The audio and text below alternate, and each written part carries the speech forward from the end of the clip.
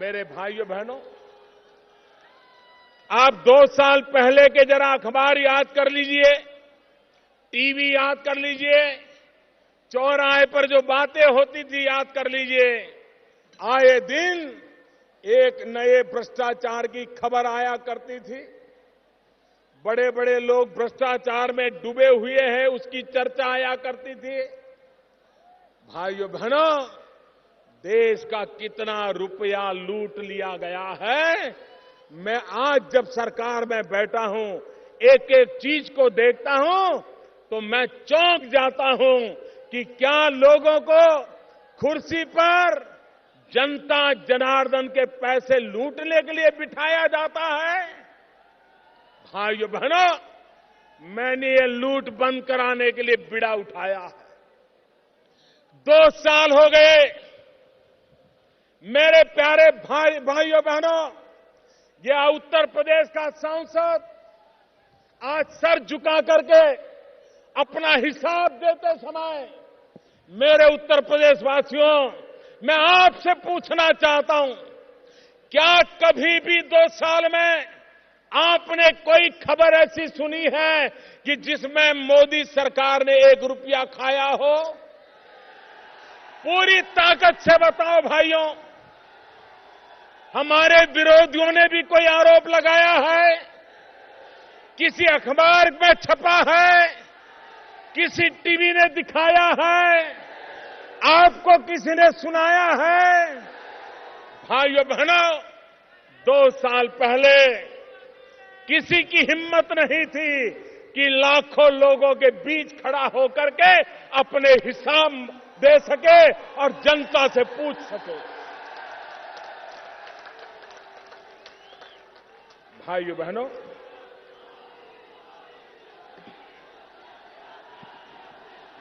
आपको हैरानी होगी, गैस का सिलेंडर, गैस का चूल्हा, ऐसी सरकारें आई वो तो अमीरों की अमानत बना दी। ऐसा जैसे गरीबों को तो गैस का चूल्हा सपने में भी नहीं सोचना चाहिए। क्या गरीब को लकड़ी के चूल्हे में ही जिंदगी काटनी पड़ेगी क्या?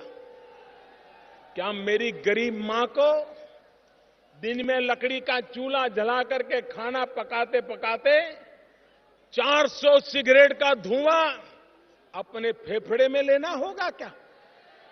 क्या गरीबों को मरने दिया जाएगा क्या? भाइयों बहनों, ये मेरा देश कितना ताकतवर है, मेरे देशवासी कितने ईमानदार है, यही तो है जो मुझे काम करने की ताकत देता है। मैंने देशवासियों के कहा कि अगर आप आर्थिक रूप से रसोई गैस के लिए सब्सिडी छोड़ सकते हैं तो छोड़िए, कोई ज्यादा पैसे नहीं है। मेरे भाइयों बहनों, इस देश के 1 करोड़ से ज्यादा परिवार, उन्होंने रसोई गैस की सब्सिडी छोड़ दी। ये छोटा निर्णय नहीं है, ये छोटा निर्णय नहीं है। 1 करोड़ से ज्यादा परिवार रसोई गैस की सब्सिडी छोड़ दें तो मैंने भी निर्णय किया कि आने वाले 3 साल में 3 करोड़, पिछले साल 3 करोड़ परिवारों को गैस का कनेक्शन दे दिया और आने वाले 3 साल में 5 करोड़ गरीब परिवारों, जहां लकड़ी का चूल्हा जलता है, उनको गैस का कनेक्शन दिया जाएगा।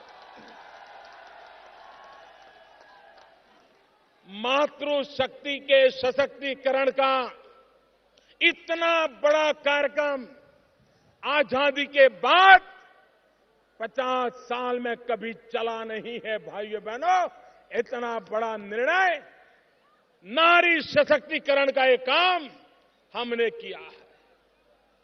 आप मुझे बताइए, सरकार समाज की भी चिंता करनी पड़ती है।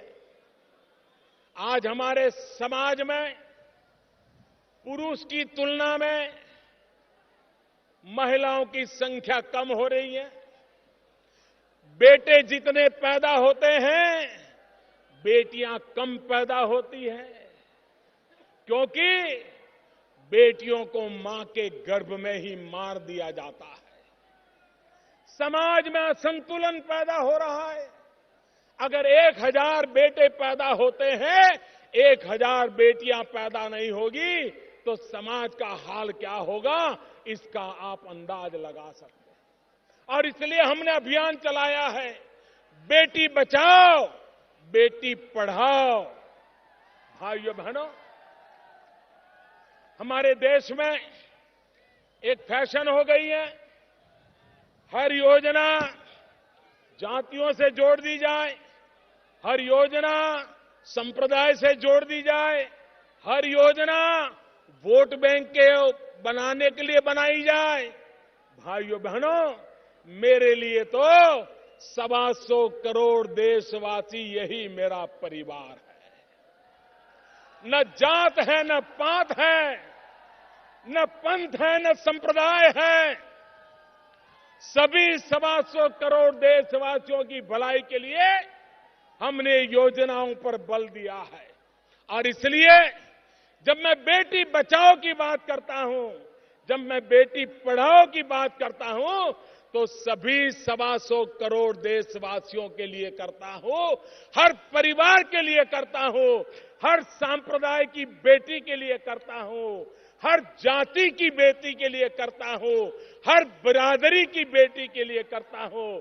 जब तक समाज की सभी बेटियां ताकतवर नहीं होगी, ये मेरी भारत माता ताकतवर नहीं होगी। और इसलिए मेरे भाइयों बहनों, पिछले 2 साल में बेटी बचाओ बेटी पढ़ाओ, इसका एक बहुत बड़ा अभियान चलाया है। आज गांव में जाएं तो लोग कहते हैं, साहब हमारे गांव में भी जरा पक्की सड़क हो जाए। गांव में पक्की सड़क की मांग रहती है। आज मुझे दुख के साथ कहना है, पिछली सरकार में एक प्रकार से सड़कें बनाने के लिए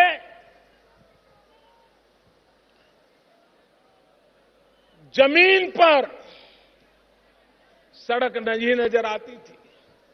पता नहीं पैसे कहां जाते थे, पता नहीं योजनाएं कागज पर होती थी कि कुछ होता था। आज मैं 2 साल के भीतर भीतर आपको कहता हूं कि पिछली सरकार में एक दिन में जितने किलोमीटर रोड बनते थे, इस सरकार में एक दिन में उससे डबल रोड बनते हैं, डबल रोड बनते हैं। मैंने तय किया है, हिंदुस्तान के गांवों को पक्की सड़क से जोड़ना। बहुत तेजी से काम आगे बढ़ाया है और रोड के काम के लिए सबसे ज्यादा बजट का आवंटन भी किया है। भाइयों बहनों, 21वीं सदी में जब कोई सुने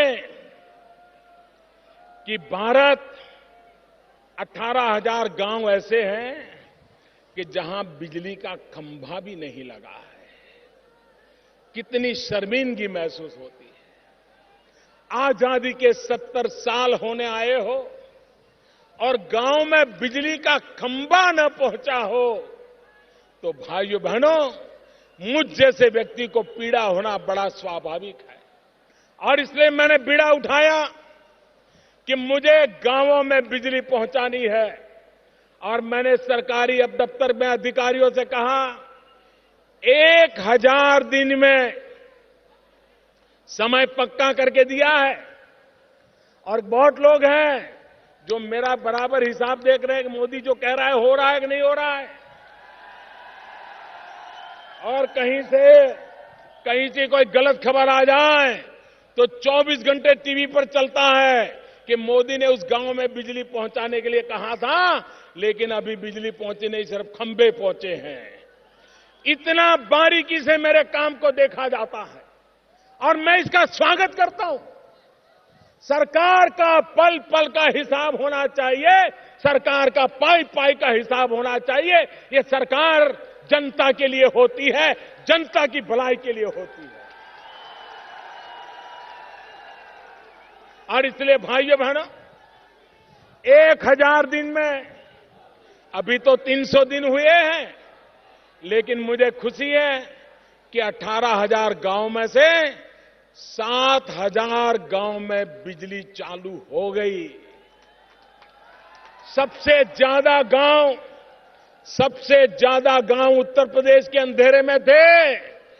बहुत ही जल्द उत्तर प्रदेश के सभी गांवों में बिजली पहुंचाने का काम मैं पूरा करके रहूंगा। मेरे भाइयों बहनों, ये काम मैंने उठाया है। हमारा देश का नौजवान, उसे रोजगार मिलना चाहिए।